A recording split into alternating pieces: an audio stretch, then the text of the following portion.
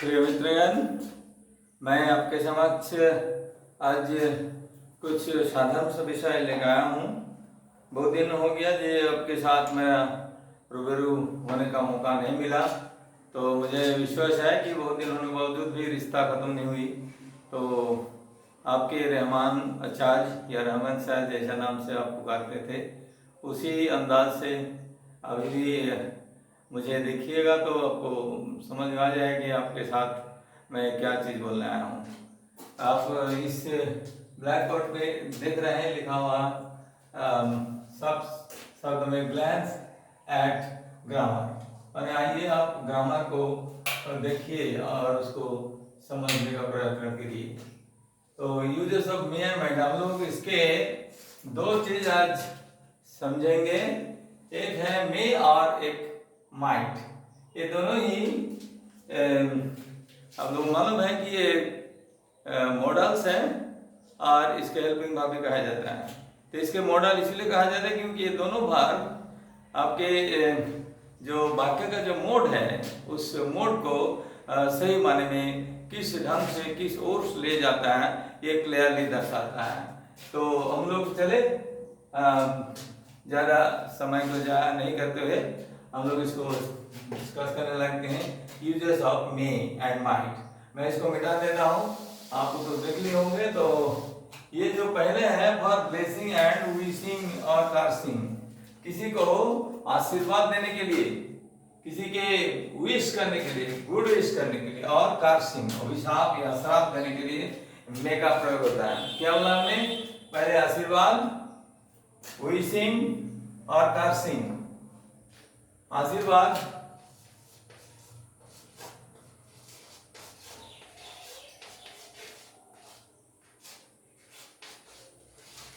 ये आशीर्वाद है, शुभेच्छा है, और कर्सिंग है। ये तो लिखा हमने, बाकी समझ में आएगा। और कर्सिंग हो गया श्राप, अभिशाप।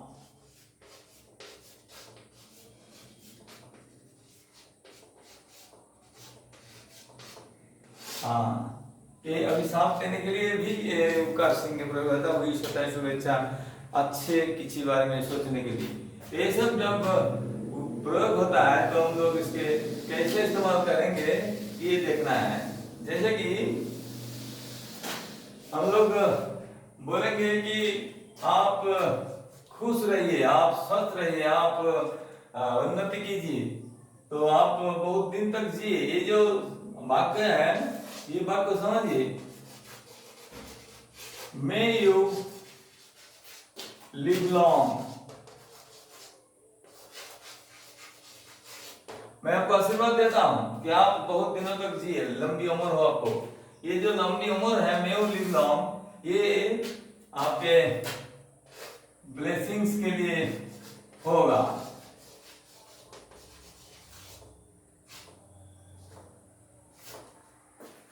फिर आपके दूसरे एग्जाम्पल अगर देना चाहेंगे ब्लेसिंग के बाद विश के लिए, तो ये जब विश के लिए दूसरे वाक्य लिखेंगे कि आप शुभेच्छा देना चाहेंगे, तो बोलना पड़ेगा may you be happy.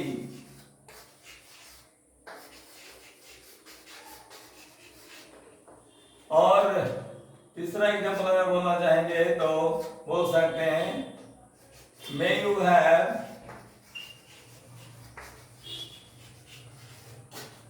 Safe journey, माने आप किसी को सी अप करने गए होंगे। जब सी अप करने जाते हैं तो स्टेशन पर और आप एयरपोर्ट पर आप किसी को विश करना चाहेंगे, तो आप ऐसा वाक्य बोल सकते हैं may you have a safe journey, आपका यात्रा मंगलमय हो। आपका यात्रा मंगलमय हो ये जताने के लिए आप विश करना चाहेंगे। और मे यू बी हैप्पी, ये भी आप विश करना चाहेंगे। तो विश करने के लिए भी मे का प्रयोग हो रहा है, ठीक है ना। जनरली जो मे जब हम लोग इस्तेमाल करते हैं तो इसका जो सही प्रयोग है, बहुत लोगों को ये सही ढंग से प्रयोग मालूम नहीं होने का कारण जो है सेंटेंस सही माने में प्रयोग नहीं हो पाता है।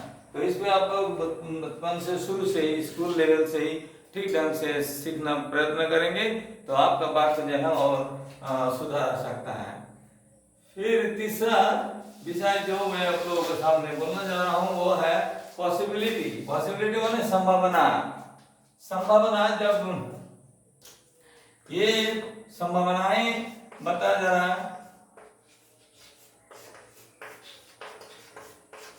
संभावना बताने के लिए ये पॉसिबिलिटी के लिए इस्तेमाल करते हैं तो क्या आ जाएगा, that it may be, it may rain today, suppose may be लिखना नहीं है, इट मे रेन टुडे, आज बहुत गर्मी लग रही है और हवा में काफी उमस है और काफी पसीना छूट रहा है, तो जाहिर सी बात है कि ये जो नमी जो है हवा के वो ज्यादा है, तो आप उसके पॉसिबिलिटी जता रहा है। क्या बता रहा है कि इट मे रेन टुडे, आज बारिश होने की संभावना है। ये जो संभावना का जताने के लिए, पॉसिबिलिटी के लिए मे का प्रयोग होता है। यह है दूसरा प्रयोग। तो ये इसी तरह सेंटेंस हम लोग लिखेंगे। तो इसी का दूसरा सेंटेंस और लिखना चाहेंगे, जैसा कि और एक वाक्य इसके लिए, जब my uncle may come to our house today, या come to our home today।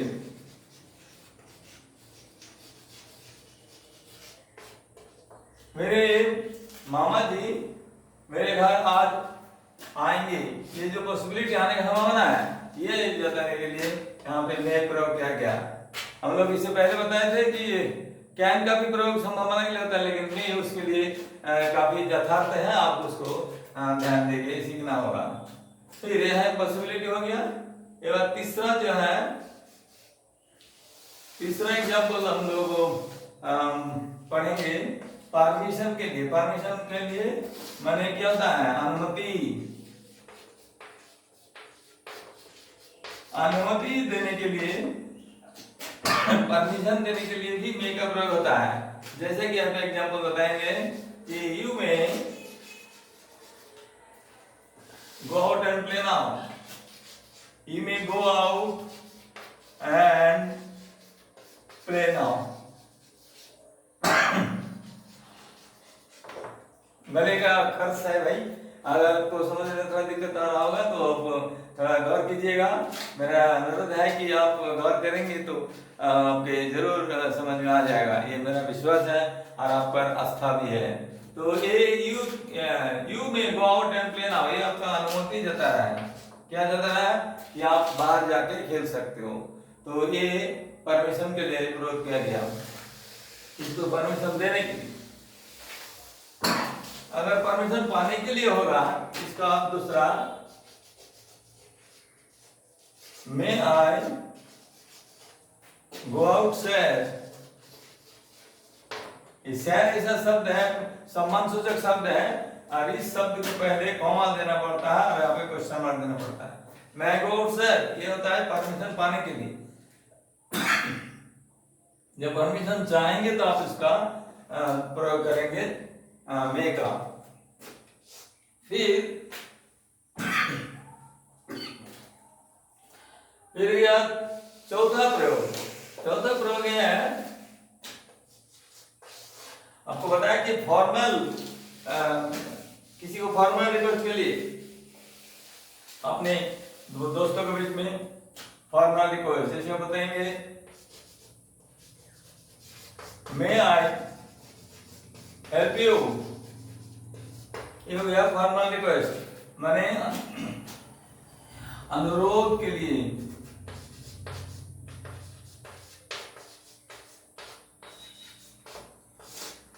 अनुरोध प्रकाश करेंगे तो इसके लिए भी ये मे का प्रयोग हो रहा है। इसमें ध्यान दीजिए कि यहाँ पे प्लीज लगा हुआ नहीं है। प्लीज अगर लगाएंगे तो उसमें फॉर्मल रिक्वेस्ट नहीं होगा, उसके लिए क्या हो जाएगा, इनफॉर्मल हो जाएगा। तो हम लोग जब फॉर्मल रिक्वेस्ट करेंगे अपने किसी मित्र को, अपने जान पहचान आदमी को, इसीलिए मैं आई हेल्प यू बोल के इसको बोलना चाहिए, ठीक है ना।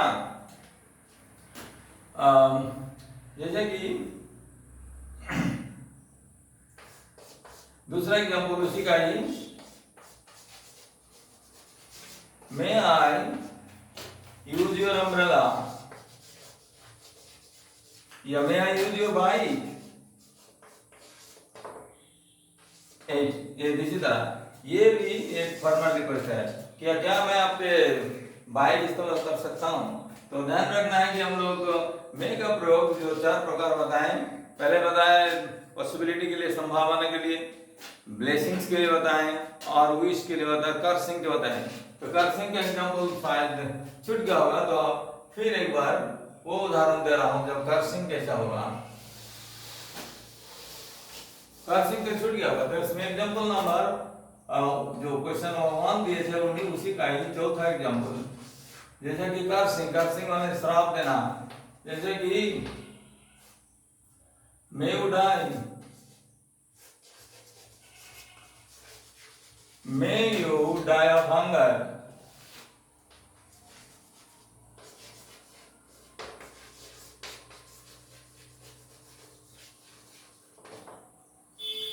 ये किसी को क्या किया जा रहा है? आपको आप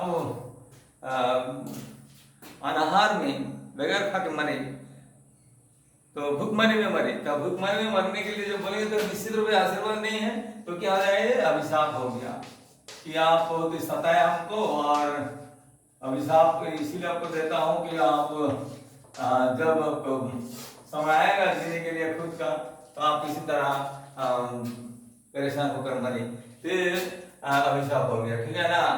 तो ये 4 प्रकार का यूज का आपको इस्तेमाल करना, मन में रखना है। और इसी तरह जब सेंटेंस लिखेंगे तो इस वाक्य का जो मोड है, इस मोड के अनुसार उसको प्रयोग करेंगे तो आपको आसानी से इसका बढ़ोतरी होगी, और बाद में आप बेहतर ढंग से और बता सकते हैं। और जब आप खुद के प्रयोग करेंगे जीवन में, तो आप जो फ्लुएंसी है इंग्लिश का वो बेहतर ढंग से हो सकता है। फिर नेक्स्ट है माइट का प्रयोग। माइट, माइट होता है कि past form of may, first form may का प्रयोग होगा माइट एक ठो, जैसा कि एग्जाम्पल के रूप में अगर देखेंगे, आप देखिए ईजी लिखा हुआ है एग्जाम्पल के में कि he might be at home, लेकिन इसमें एक माने असुविधा है कि मे में क्या होता है कि पॉसिबिलिटी बहुत ज्यादा होता है, लेकिन जब माइट लगाएंगे तो उसमें क्या होता है? लेसर पॉसिबिलिटी होता है। लेसर पॉसिबिलिटी माने कम संभावना। जब माइट का प्रयोग करेंगे तो मे से भी कम संभावना रहा है। He might be at home, हो सकता है वो घर में होंगे, नहीं हो सकता है घर में। तो जब ऐसा दुविधा है, आपको जब मालूम नहीं है कि वो घर पे है क्या नहीं, तब उसको माइट प्रयोग करेंगे। ठीक है ना? फिर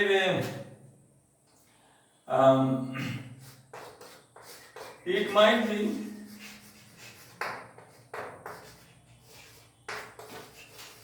uh, 5 o'clock now.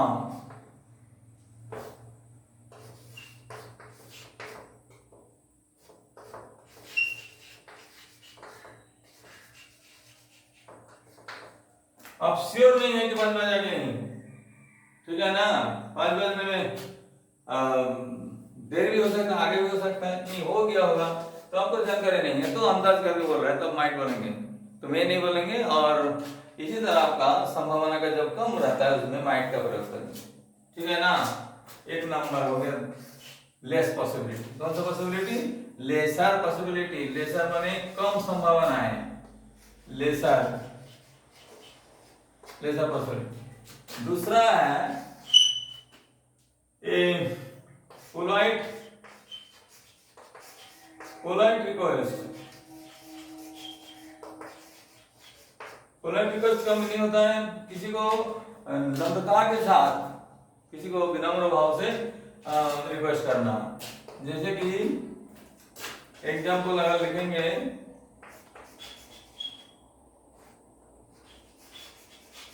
Might you help me to lift it।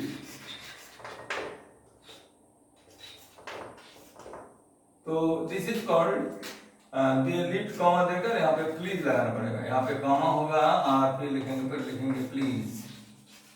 तो जहाँ प्लीज होगा उसमें याद रखना होगा माइट जो है उसमें पोलाइट विनम्र ढंग से विनम्रता के साथ रिक्वेस्ट करने के लिए आप इस्तेमाल कर रहे हो, ठीक है ना। फिर इसी तरह सेंटेंस में आप माइंड के जरिए अपने भावनाओं को प्रकट कर सकते हैं। फिर नेक्स्ट है एग्जाम्पल,